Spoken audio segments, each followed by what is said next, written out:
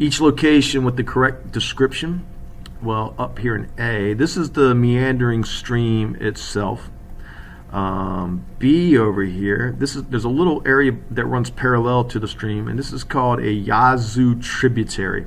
It never really ever connects with the main stream, but it's still wet over here. It's a lot of swamp area, and it just kind of parallels the main stream, little tributary, Yazoo tributary.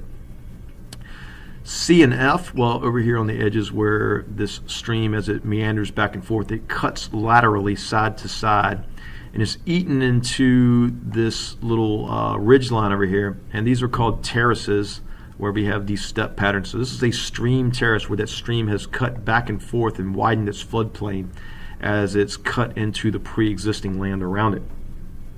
So C and F would both be that. D, don't get point bars and cut banks mixed up. The point bars are the inside curves as it comes down, and as it moves around, the water has to slow down to go around that curve. It goes fast on the outside, so when it slows down, it loses a little bit of energy and drops the sand, because it's not enough energy and not enough flow to carry it anymore. It'll drop the sand on the inside of those curves, so these would be called point bars. The outside area where it speeds up a little bit and gains a little bit of energy as it whips around there, those are called cut banks on the outside. And again, this lateral erosion, as it continues to cut on the outside and fill in on the inside, this stream will get wider and wider and start to cut into this bank over here.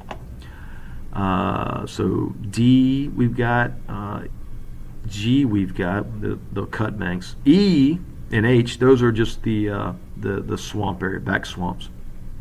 And then I is down here in the bottom. These are the flood deposits.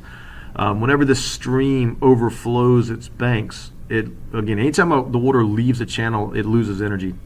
And so as it loses its energy, you got sand, silts, and clays in there. The sand is the first stuff that will fall off. So you'll have sandy areas right along the stream bank, and they usually call those natural levees.